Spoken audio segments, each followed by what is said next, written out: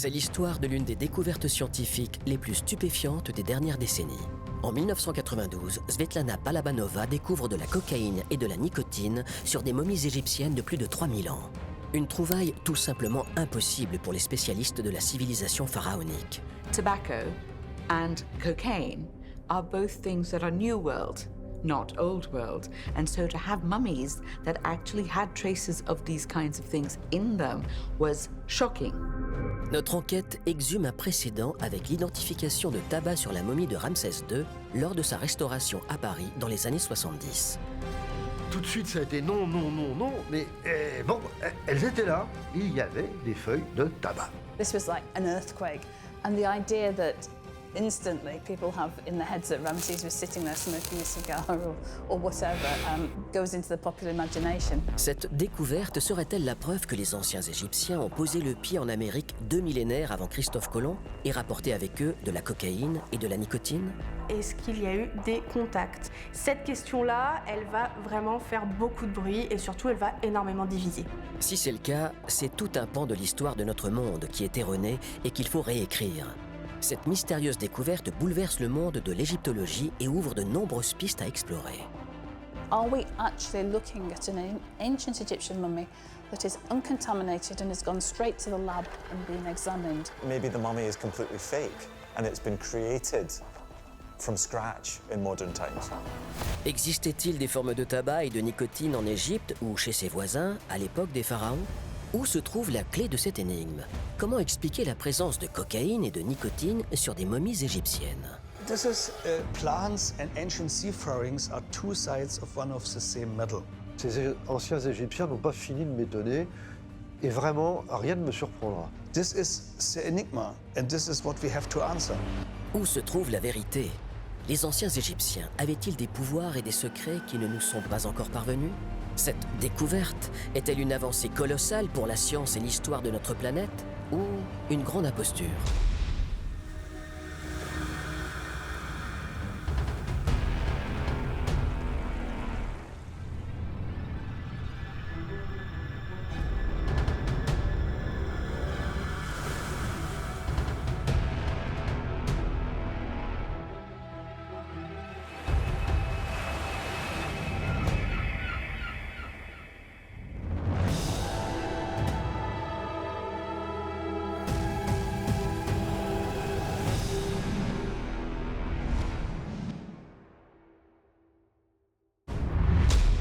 Nous sommes en 1992, au Musée national d'art égyptien de Munich, en Allemagne.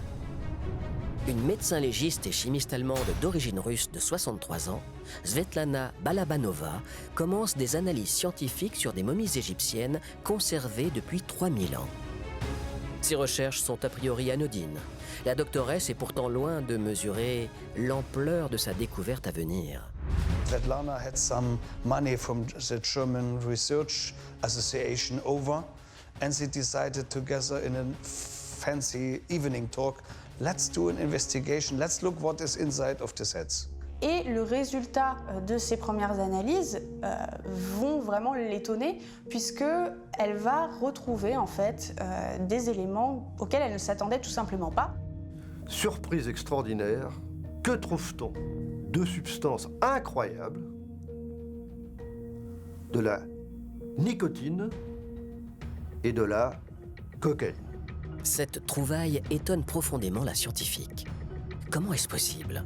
Comment ces substances extraites des plantes de tabac et de coca peuvent-elles se trouver sur des momies égyptiennes vieilles de plus de 3 millénaires? Si elle ne s'attend pas à découvrir de la cocaïne et de la nicotine sur des momies, c'est tout simplement parce que ces éléments-là font écho à d'autres régions du monde et à d'autres périodes.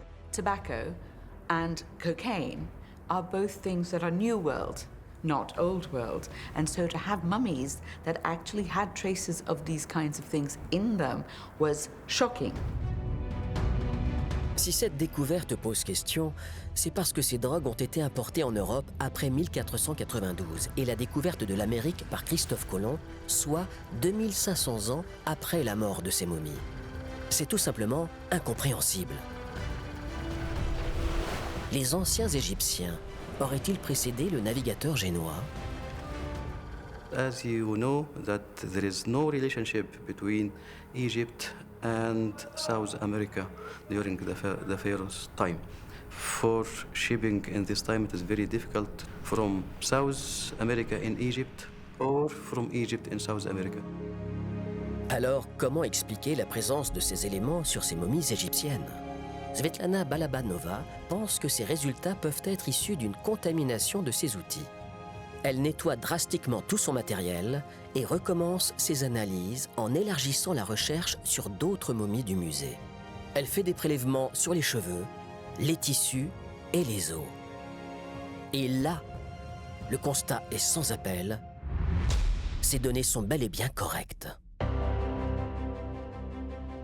In 4 heads they found nicotine and in 1 even cocaine. And they shifted, according to her, 7 times the investigation laboratory with the 6 heads and always the same results.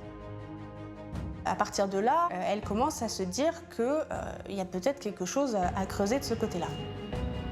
Le 20 février 1993, Svetlana Balabanova dévoile son étrange découverte dans une revue scientifique.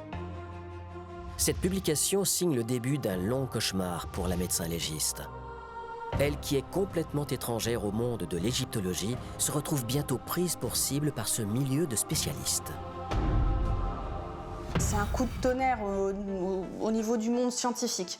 On va avoir vraiment des guerres entre ceux qui se disent pourquoi pas d'avoir la présence de ce type de plantes auprès des momies égyptiennes, tandis que d'autres vont se dire non, non, c'est absolument impossible. She caused a worldwide dispute, of course, and people were accusing her it's just the remains of contamination, cannot be, what cannot be. Conspuée par les uns, insultée par les autres, Svetlana Balabanova n'en démord pas pour autant. Sûre de ses analyses, elle les défend corps et âme.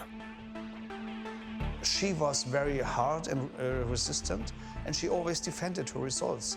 I'm just presenting you the investigation data. How you interpret it, that's the difference. I do not say the Egyptian traveled to America. We just have evidence that some people did possibly so. Parmi les sceptiques se trouve une égyptologue anglaise, Rosalie David. Elle est persuadée d'une erreur et décide de faire des examens similaires sur les momies du musée égyptien de Manchester, où elle est conservatrice. Seulement, ces résultats vont lui donner tort. She was one of the biggest competitors, and she said, I will disprove her. We will not have nicotine in our mummies, and she discovered it. Cette deuxième découverte fait l'effet d'une bombe. Des momies égyptiennes en Allemagne et en Angleterre présentent des traces de nicotine et de cocaïne. Étonnée elle aussi par ces résultats, Rosalie David pense qu'il y a peut-être un problème avec les momies. Elle fait de nouveaux tests à Manchester et se rend à Munich pour observer de près les cobayes de Svetlana Balabanova. Donc Rosalie David reprend le problème à zéro et elle aboutit à une conclusion. Oui, effectivement, il y a des traces de nicotine. En revanche, la cocaïne, non. Ces examens viennent donc confirmer une partie du travail de Svetlana Balabanova. Rosalie David se révèle être un soutien inattendu de la médecin légiste allemande. Et elle n'est pas la seule. Elle trouve un appui chez des égyptologues qui acceptent l'analyse et émettent le postulat. And this is a really exciting discovery for Egyptologists. Everybody had to rethink, how could this be? You know, is there something wrong with the experiment? Is there something we don't know about ancient Egypt? And it was really quite a mystery for us to try and solve. The problem in science is new thinking, and science means always destroying the old knowledge and generating new knowledge, and this is exactly which is her most important heritage. Serait-il possible que l'on se soit trompé? Les anciens Égyptiens auraient-ils pu traverser l'océan Atlantique jusqu'aux Amériques? Auraient-ils pu rapporter de la cocaïne et de la nicotine? Si c'est vrai, ce sont tous les livres d'histoire qu'il faudrait réécrire. La découverte de Svetlana Balabanova impose différentes pistes de recherche pour tenter de comprendre la raison de la présence de ces substances américaines sur des momies égyptiennes. When you have such astonishing news, there are many things that people started to speculate about. One, of course, is that it's contamination. A second is that the tests weren't correct. A third is that maybe there was some kind of contact between the old world and the new much earlier on, and that this is how these plants came to be found in these Egyptian mummies. So we have to consider all these possibilities before we could actually say, yes, the ancient Egyptians used tobacco and cocaine. This is the enigma, and this is what we have to answer. And now comes the story with the nicotine and even cocaine in this unsolved mystery. Il y a pourtant un précédent à cette découverte. 16 ans auparavant, en 1976, une trouvaille similaire avait scandalisé le monde de l'égyptologie. Elle eut lieu au cours du voyage officiel de Ramsès II à Paris, ou plutôt de sa momie. Ramsès II, il a été momifié, bien sûr. On a retrouvé sa momie, d'ailleurs, en assez bon état, mais quand elle a été au musée du Caire, pendant un certain nombre d'années, la momie est tombée malade. He was in fact suffering from various issues that he needed to be basically radiated by UV and other light to kill anything that might be growing on him. So this is why poor Ramses had to go to Paris and has a passport to prove it. Un voyageur de marque est arrivé tout à l'heure par avion spécial à l'aéroport du Bourget. C'est grâce à un accord direct entre le président Giscard d'Estaing et le président égyptien Anwar el-Sadat que la momie de Ramsès II va être confiée à des experts français qui vont tenter de stopper la mystérieuse maladie qui la ronge. Et Ramsès II a été reçu, c'est là quand même, mes vieux Égyptiens, je les adore, parce que c'est comme s'il n'était jamais mort. Il a été reçu avec le rang de chef d'État, ce qu'il était. Donc tapis rouge, honneur, émission, enfin extraordinaire. Je voudrais que vous regardiez avec moi l'une des images sans doute les plus bouleversantes de l'histoire du monde. L'homme que vous allez voir est mort depuis 32 siècles. C'est encore une sorte de dieu vivant, car vous l'avez compris, c'est de lui, de Ramsès II qu'il s'agit. Une fois à Paris, une équipe d'experts se penche sur la momie du pharaon le plus célèbre de l'histoire. Ils doivent relever l'immense défi de soigner et sauver sa dépouille, une tâche à la hauteur de leur réputation. Ces pionniers de la préservation de corps sont experts en la matière et les plus compétents sur le globe. Et on l'a très bien soigné, on a guéri la momie de Ramsès II, mais alors, que de surprises, que de surprises. On a pu analyser de quoi il était mort, affection dentaire, on a vu que c'était plutôt un colosse, qu'il avait des cheveux légèrement roux. En poussant leurs analyses, ils font une découverte surprenante. Et sur la momie, des feuilles de tabac. Alors, là, tout de suite, ça a été non, non, non, non, mais bon, elles étaient là. Il y avait des feuilles de tabac. On parle de millimètres, de choses vraiment de l'ordre du microscopique. When the news broke that the body of Ramesses II was actually associated with tobacco products, this was like an earthquake. And the idea that instantly people have in their heads that Ramesses was sitting there smoking a cigar or whatever goes into the popular imagination. Si Ramsès avait fumé un cigare, on l'aurait vu. Honnêtement, il ne serait pas privé de nous le montrer. Cette découverte bouleverse le monde de l'égyptologie. Certains y voient la preuve que les anciens Égyptiens ont traversé l'océan Atlantique avant Christophe Colomb. Seulement, leur théorie est mise à mal par des scientifiques. Ils donnent une explication tout à fait crédible et rationnelle à la présence de ces feuilles de tabac. Elles seraient là à cause de l'ennemi numéro 1 des momies, les insectes. Les momies, ce sont des nids à insectes. Dès qu'on les met dans des musées, on a des insectes qui peuvent venir se régaler vraiment avec les momies. If you have a mummy or any organic that you want to preserve that an insect might be attracted to, you could pack it with tobacco leaves. This has been used in museums throughout the world to make sure that you do not get infestation. It's not suggesting that the king himself was consuming these products, but that they've been added to him later, their contamination. Si la contamination est avérée en ce qui concerne la momie de Ramsès II, qu'en est-il de celle de Svetlana Balabanova? Et d'ailleurs, quelles sont ces momies? Connaissons-nous leur origine? Et sont-elles de vraies momies?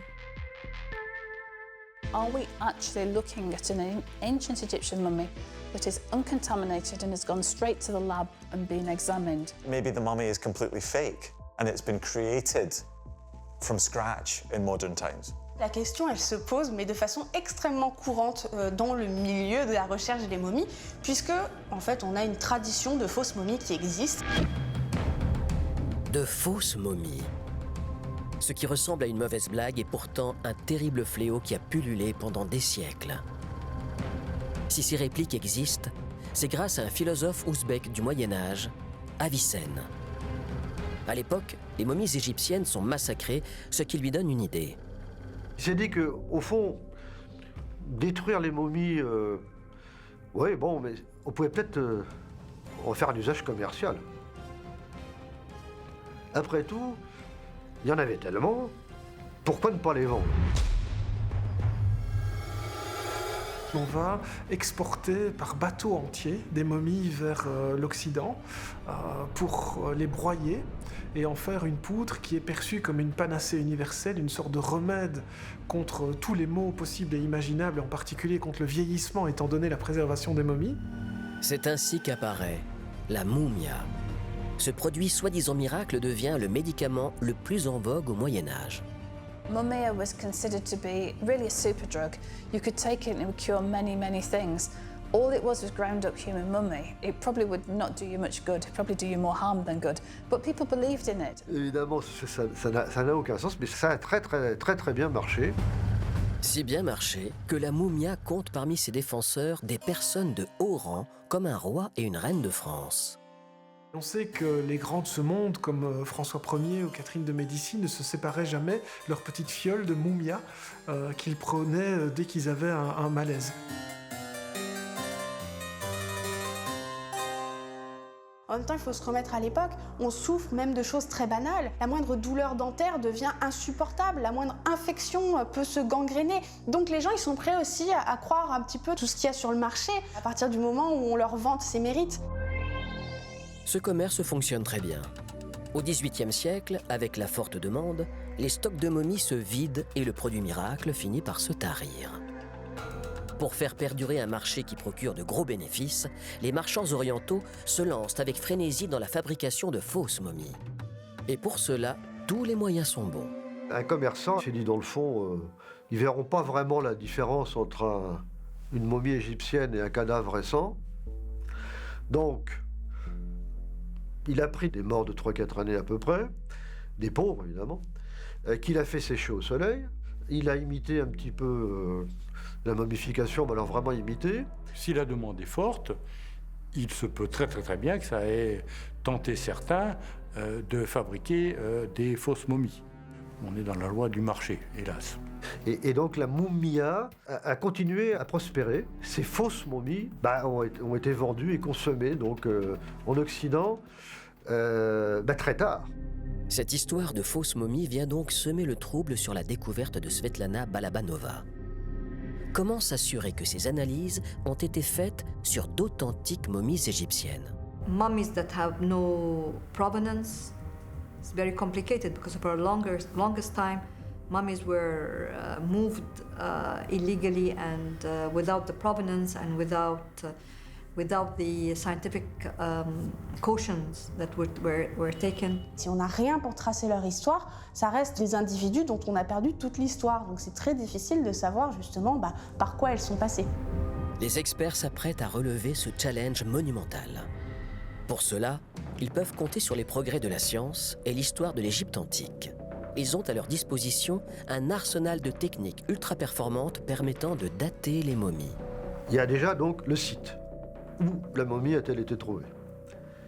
Ensuite, la plupart du temps, ces momies se trouvent dans des sarcophages. Il y a des types de sarcophages caractéristiques de telle dynastie, de telle époque. Tout ça est possible à dater. On peut analyser, notamment par carbone 14, on peut examiner les techniques de momification, notamment les poses qui sont prêtées à la momie, ou la manière dont elle a été éviscérée. The more that we can find out about the mummy to be absolutely sure that it is a genuine mummy, the better, and that will help us in our investigation.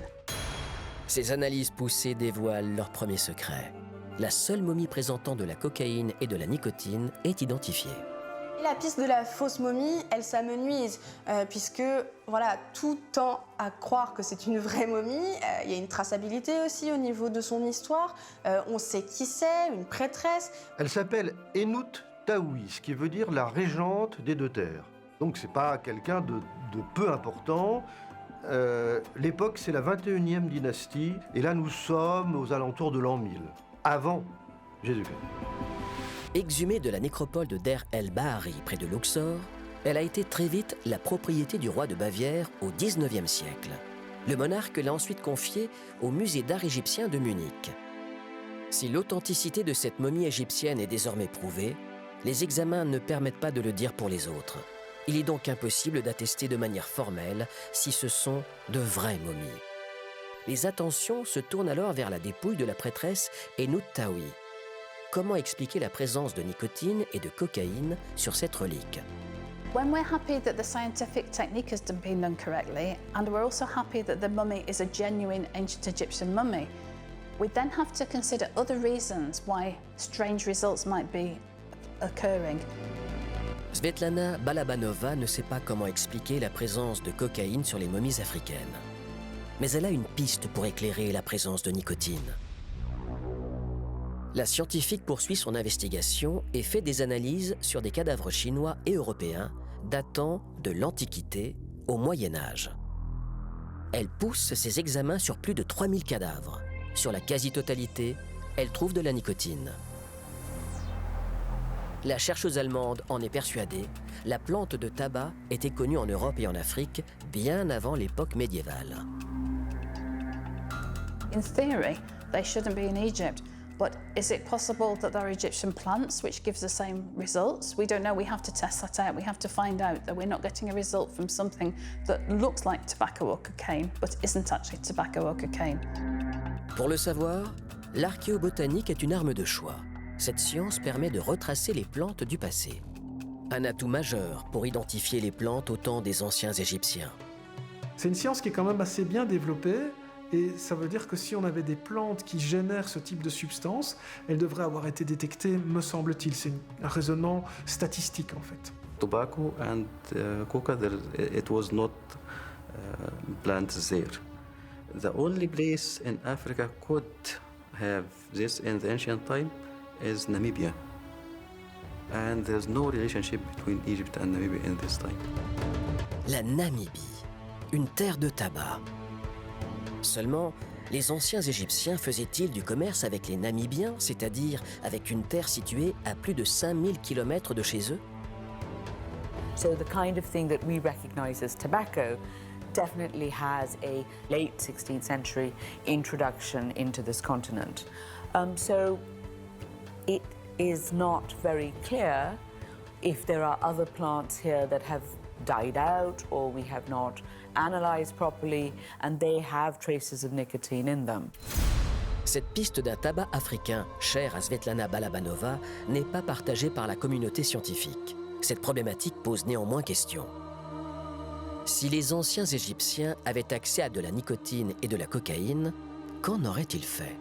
Tobacco has a lot of characteristics which makes it perfect for mummification. It kills any kind of insects, worms, pests and all, also antibacterial. But what we can say from the cocaine, it's very similar like the nicotine.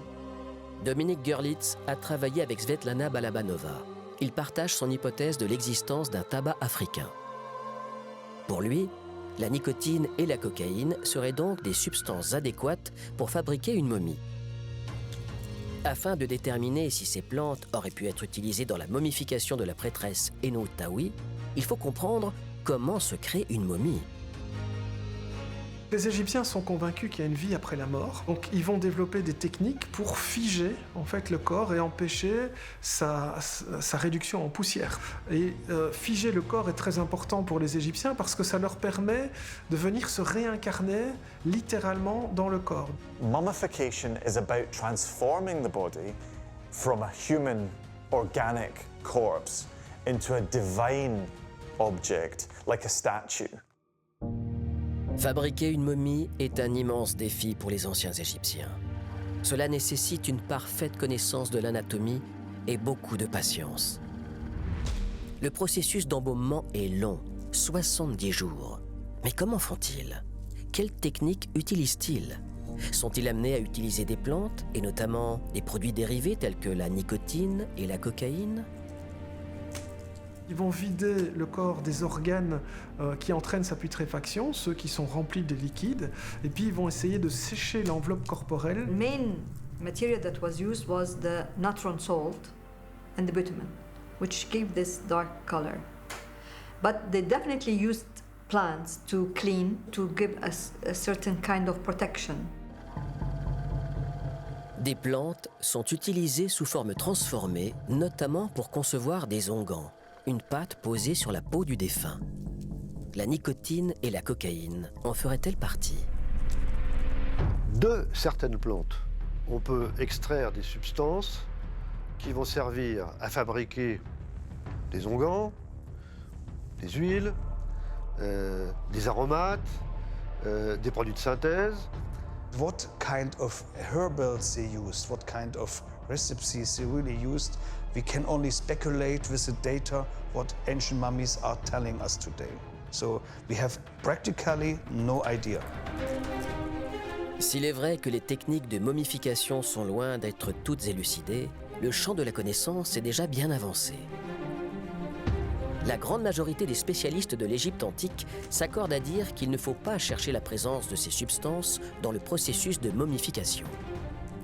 They didn't use cocaine, they didn't use tobacco or anything similar that might give a similar result. La réponse est non.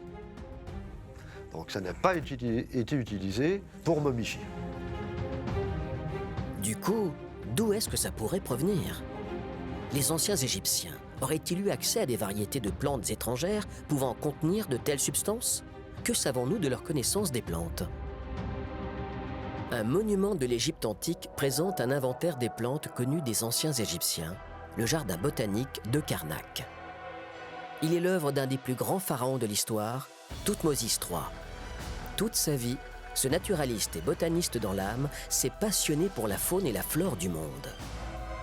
Dans ce jardin botanique, Thoutmôsis III a fait représenter un certain nombre de plantes, dont certaines très mystérieuses. Et il y a des centaines et des centaines de noms de plantes, dont certaines ne sont toujours pas identifiées.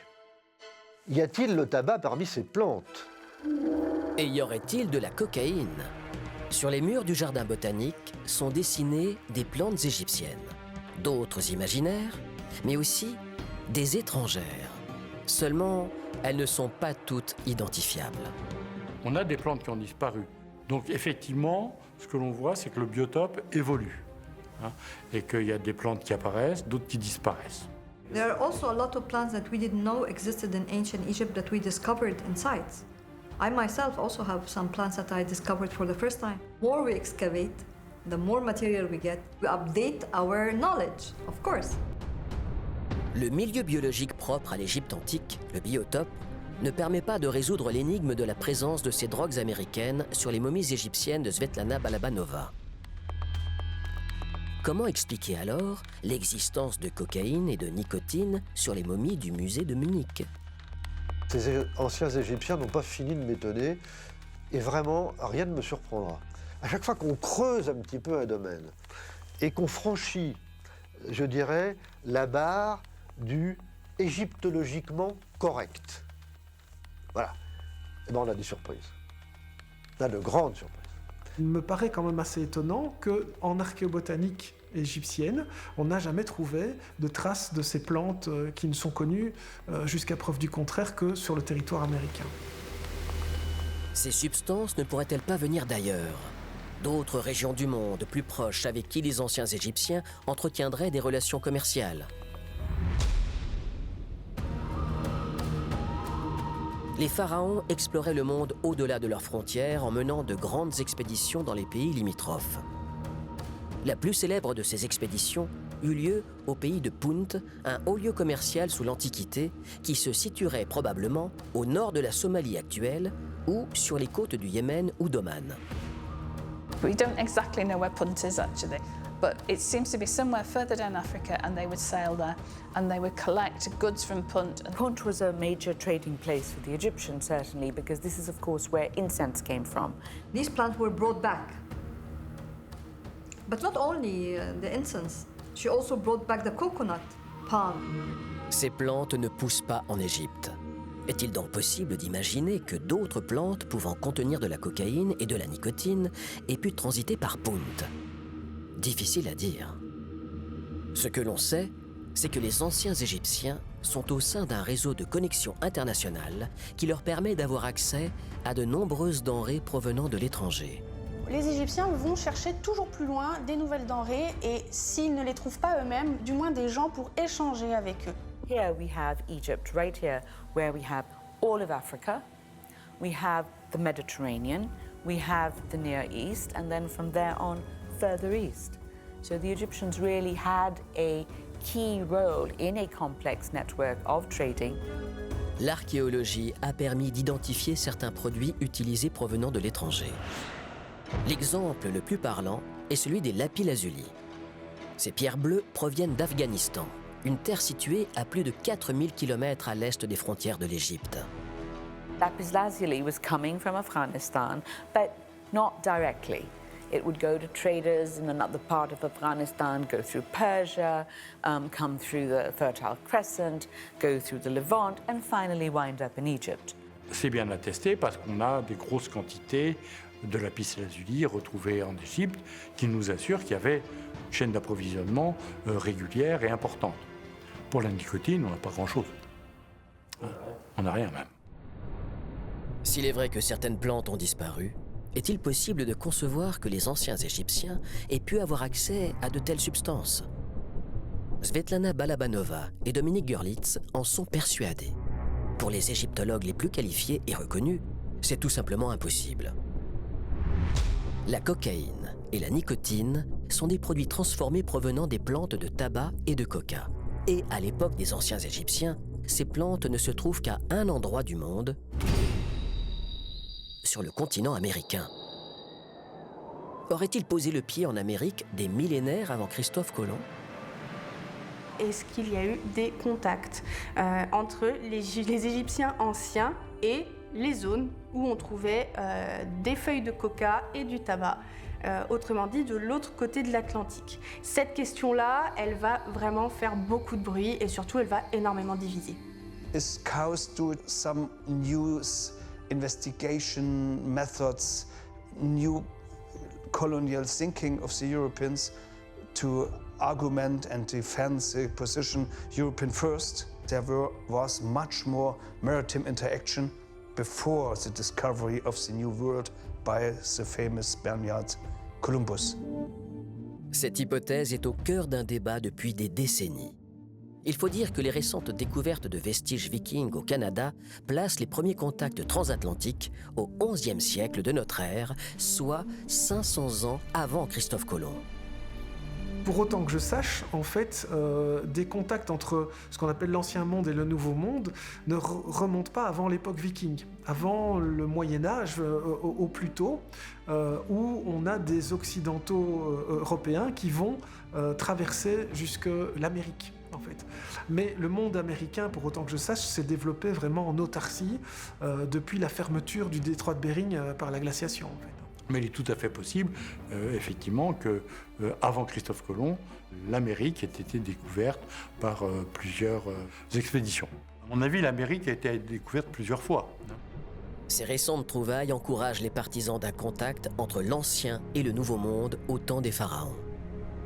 Pour les spécialistes, il est difficile d'imaginer les anciens Égyptiens s'aventurer loin de leur terre, qui plus est, traverser un océan pour rapporter de la cocaïne et de la nicotine.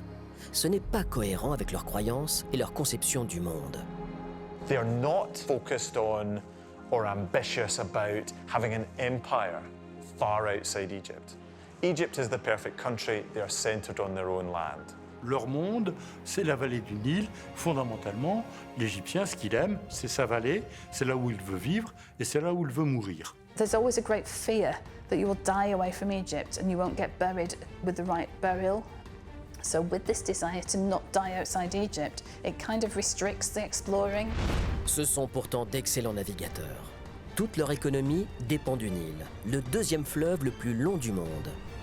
En plus de 3 millénaires, ils ont appris à domestiquer cette gigantesque autoroute naturelle de 7000 km de long. The ancient Egyptians were excellent at river crafts and traversing the Nile and taking advantage of both the wind and the currents. Ils adorent leur fleuve, parce que leur fleuve est nourricier. La mer est un espace dangereux. Mais quand il faut l'utiliser, ils savent le faire. Lorsqu'ils ne prennent pas la mer Rouge comme pour se rendre au pays de Punt, ils s'aventurent au nord sur la mer Méditerranée. Seulement, les conditions ne sont pas les mêmes que sur le Nil. Egyptians were competent sailors, but they were not bold sailors. They are traveling very close to the shoreline, so within sight of land. Ils s'aventurent très peu en pleine mer parce que c'est assez hasardeux. La Méditerranée, qui nous apparaît comme une mer assez calme, est une mer très tumultueuse et très difficile à appréhender en termes de navigation. Pourtant, ils ont des bateaux robustes pouvant atteindre les 45 mètres de long. Ces embarcations sont capables de transporter d'immenses obélisques, de la marchandise et une multitude de personnes. The ancient Egyptians were great shipbuilders, so they have the means to travel, but those ships, for the most part, are only good on river travel. They are not good for open sea travel. A trip to America, to me, seems crazy. Autant on a retrouvé des navires grecs, des navires phéniciens dans les eaux méditerranéennes. On n'a pas énormément de navires égyptiens anciens. Sans les épaves de bateaux de l'Égypte antique loin de leurs côtes, il est impossible d'affirmer qu'ils aient pu traverser l'océan Atlantique. C'est pourquoi des scientifiques avant-gardistes se tournent vers une méthode révolutionnaire pour comprendre le passé, l'archéologie expérimentale. Cette discipline reconstitue des objets disparus pour comprendre leur fabrication et leur utilisation. En 1969, l'anthropologue et navigateur norvégien Thor Heyerdahl tente une traversée transatlantique atypique. Avec un bateau reconstitué de l'Égypte antique, il réalise l'exploit de parcourir en 57 jours les 6000 km séparant le Maroc de l'île de la Barbade. Thor Heyerdahl made a test using papyrus boats. The first one collapsed. Ra 1 was a complete disaster, but Ra 2 actually was much more of a success. So the idea that there could be contact was feasible. J'ai montré que la chose est possible. Il ne faut pas considérer l'Atlantique comme une frontière, comme une barrière, simplement parce que nous ne savons pas ce qui s'est passé avant Christophe Colomb et que nous sommes des Européens, donc c'est nous qui savons tout faire et les autres ne savent rien. Il faut nous écarter de cette manière de voir. Cette découverte serait-elle la preuve que les anciens Égyptiens ont traversé l'océan Atlantique et rapporté avec eux de la cocaïne et de la nicotine ? Des expériences comme la navigation à travers un océan, comme l'a pratiqué Thor Heyerdahl, ça démontre que c'est faisable, mais c'est pas parce que c'est faisable que ça a été exécuté. Un tel voyage permettrait pourtant de justifier la présence de nicotine et de cocaïne sur les momies égyptiennes de Svetlana Balabanova. C'est du moins l'avis de Dominique Görlitz. This is plants and ancient seafarings are two sides of one of the same medal.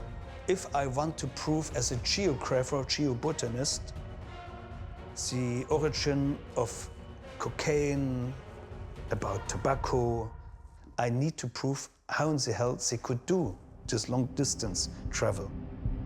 Traverser l'océan Atlantique avec un bateau de l'Égypte antique. C'est la mission colossale que le chercheur allemand s'est donnée.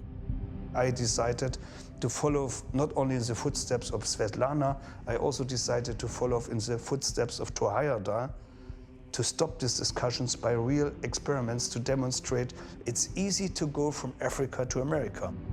En 1999, il fait construire un bateau de l'Égypte antique avec des moyens et des matériaux de l'époque. C'est le projet Abora. Il veut prouver au monde entier qu'une embarcation de l'époque pharaonique a pu traverser l'océan, aller et retour. Thor Heyerdahl was never able to do so.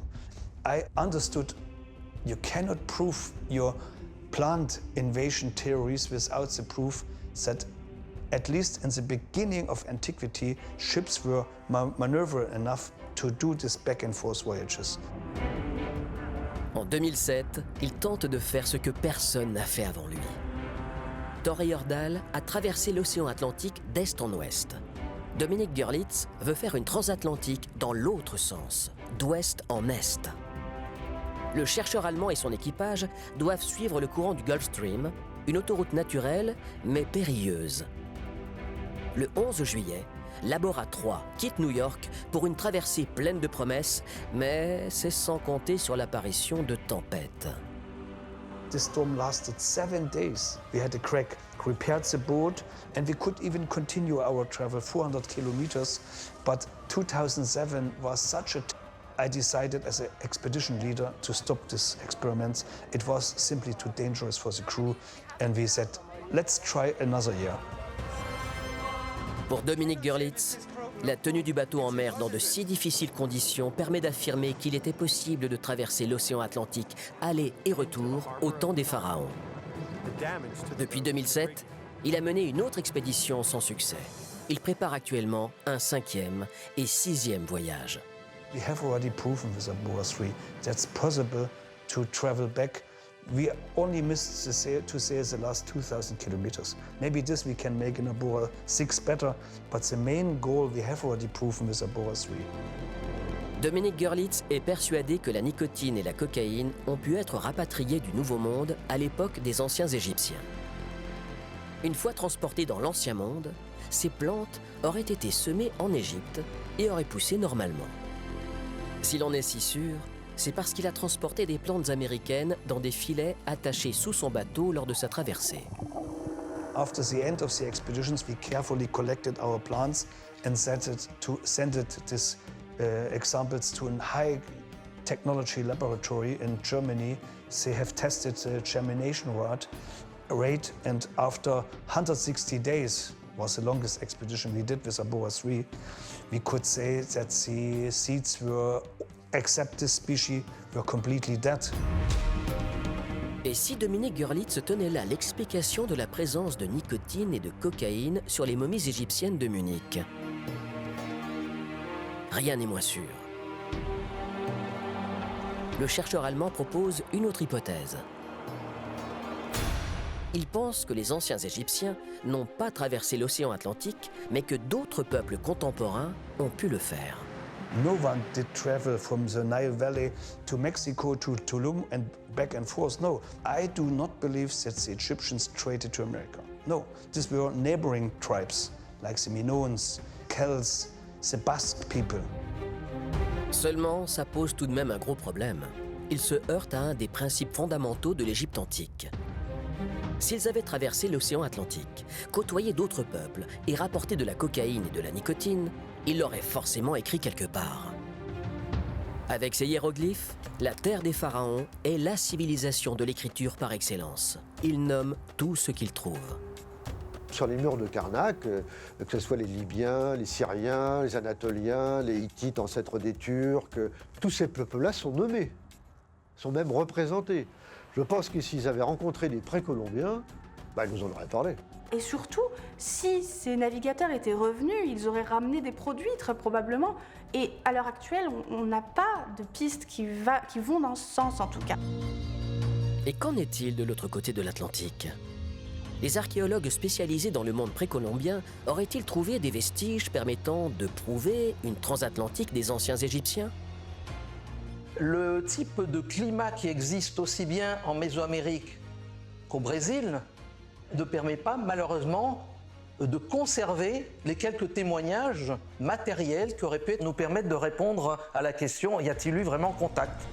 Si on admet que les Égyptiens ou d'autres peuples de l'Ancien Monde aient pu se procurer de la cocaïne sur le continent américain, leur voyage serait titanesque.